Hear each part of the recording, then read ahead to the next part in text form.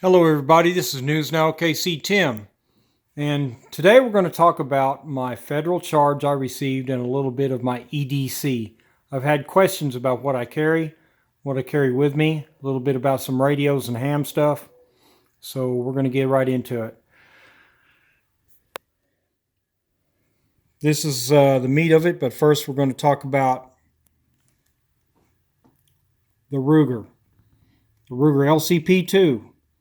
Always carry one of these guards on your pocket carry pistol to keep it from going off. There's no safety, and this guard protects it from being triggered in your pants. In the other pants, I carry a modified sticky holster and 2 magazines for the Ruger LCP. I usually carry a Wingman, Leatherman Wingman, and sometimes I carry a K-bar. Carry the U.S. Navy version because I am Navy all the way. Laptop. The radios, TYT. These are a good beginner radio. They're not too expensive. They're higher quality than the Bowfangs. Easier to use, better quality, better everything. They have alphanumeric displays. They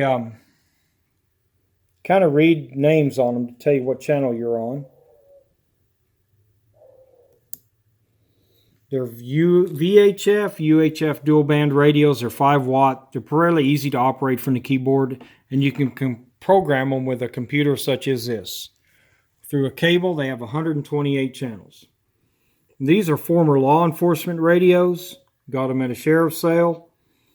16 channel UHF 5 watt radios.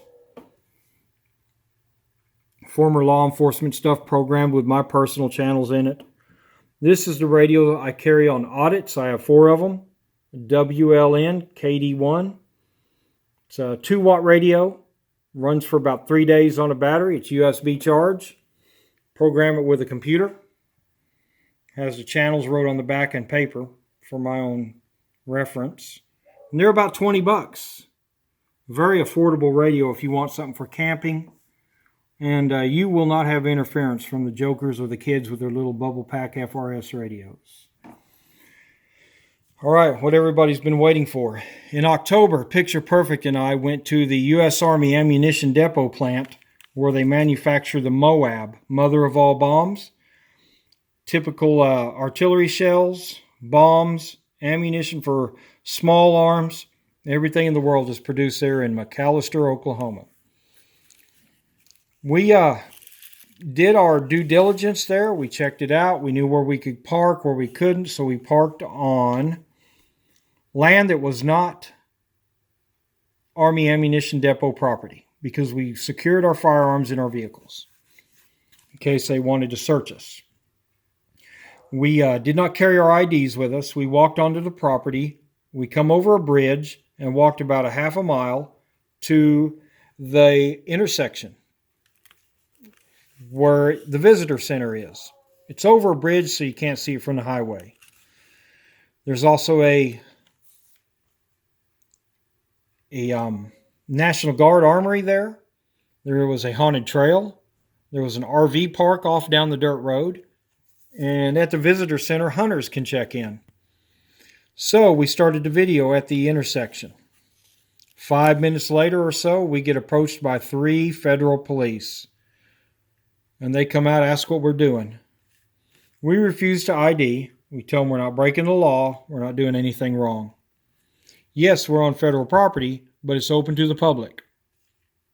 So they don't like the fact that we're videoing and won't ID. They get on the phone. They talk to people. 20 minutes later, they decide to arrest us. They don't arrest us, though. They walk us back to our vehicle and write us tickets. So here's the tickets. Let me, anywhere there's duct tape, guys, is where I've redacted some of my information, personal information. But this is the ticket that I got. Picture Perfect got one just like it. His is number 07. So they wrote us on 18 United States Code 1382, trespassing on this date. at 12:42. We actually got there at about 11. This is how long it took for them to do this, to write this up. There's my name. My personal information was redacted on the ticket, but it did show some of my vehicle's information, so I covered that up with a piece of tape. And our court date is to be announced. So that happened in October. We didn't put the video up because they took our cameras and deleted our footage. They would not allow us to keep our footage. So that was a Fourth Amendment violation right there. If you, it's a double-edged sword if they do that. If they do that, they're pretty much in big trouble and have screwed themselves, if you can prove that they did that. But then if you do go to court or whatever, you're going to need your video to prove that you were in the right. So, February, we have our arraignment. We do it over the phone. And we plead not guilty and set a trial date. So we ask for discovery. We ask for public defender. We ask for a jury trial if possible. We ask for everything. We receive phone calls from an individual that wants to do an investigation for us and help us. And we let them know everything we just told you. He does his due diligence, goes to the Army ammunition plant, listens to my phone calls where I've called them, talked to security, and they say, yeah, it's a public property. Come on in, park. Come to the visitor center. We'll wand you in. We'll give you a pass, and you can come on board. You can park there freely. We get 3 of those phone calls like that over the course of 3 weeks where they said that we can be there. We have pictures of the hunting sign where hunters can come. We have documentation proving that we were where we were supposed to be. Yet these officers charged us with trespass. The investigator goes to the Army ammunition plant, sees everything for himself, looks at where we were, looks what it looked like as he drives over the bridge and onto U.S. Army ammunition depot property, notes where we were, looks around, talks to security, looks at their body cameras, reads their incident reports, and goes back and talks to the prosecutor, the federal prosecutor. In doing so, we received this in the mail.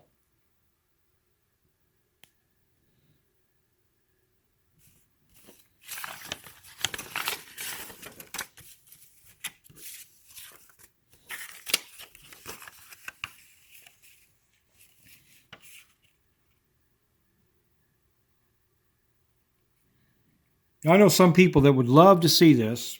My name is a defendant against the U.S. federal government. But read it and weep.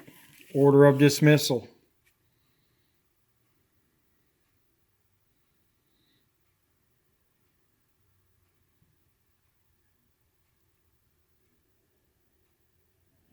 Dismissed. I redacted my address. Okay, guys, the moral of the story is when you go out and do an audit, don't get arrested. It may happen anyway, but do everything you can to prove that you are within the right, within the law. If they tell you to leave, leave. If you're at a post office and they tell you to leave, mosey on out the door. Take your time, but leave. You may get arrested. If you're somewhere and they tell you to leave, leave. I've done it 7 times. Talk to the people in charge. Talk to the legal services. Talk to the legal department. Get things straight. Such as I've done with the Tulsa County Library, the Oklahoma City Library, the Oklahoma Juvenile Bureau, the Oklahoma County Municipal Courts buildings, Department of Human Services. And there's other places that I have returned and videoed, much to the chagrin of the people working there. So guys, that's a lesson to be learned. That's 7 arrests I could have had that I walked away from and returned to show them who's right. Also, such as the gathering place. When I went up there and got kicked out of the park, I could have stood my ground and got arrested. But why? I got everything done that I needed done. The park now allows me to open carry my gun or AR pistol in the park, and I didn't have to get arrested. It put enough attention on them, and through my communiques and the help of the Oklahoma Second Amendment Association, got them to reverse their policy. Tulsa police, the Tulsa City, realized they were in the wrong. So guys, you don't always have to get arrested. Folks, if you go out and do an audit, know your laws, know what you can get in trouble for. If you're not on a sidewalk, you're not on true public property, you're not breaking a law, you don't have to leave if you're on a sidewalk or whatever. You argue with the cops enough, they're going to arrest you. You may or may not beat it. So, know what you can and can't get away with. This is News Now OKC, and I'm going to leave it at that, guys. We'll be doing some more audits. Maybe such as when I carried this knife on prison property. If you saw that video, it's on Not Now, Maybe Later's channel. I didn't video it because I just went there to join him, just to prove a point. And I went up there with him. They made some phone calls, and they realized, yes, he can be on prison property, he can video, and he can carry a weapon. And in fact, guys, I could have carried my handgun on the prison property, but I didn't do it. I just carried the K-bar knife. And yes, they sit there and watched me, and that's fine. But we got to video the whole place that we wanted to and leave when we wanted to. So guys, heed my advice. Listen, be smart. Don't be stupid. Maybe you can get away with it a time or two, but you're going to run into that time you're going to get arrested, and you're going to have to fight it in court. If you're not ready to do that, play it safe. Come back another day and win. This is News Now OKC, and I'm going to wish you guys, a good evening. Have a good weekend. Hope you enjoyed St. Patrick's Day. And guys, just play it safe. You don't have to make an ass of yourself so much. Just do what's right and win. Make the auditing community look good. This is News Now OKC, and I'm clear, guys. 73.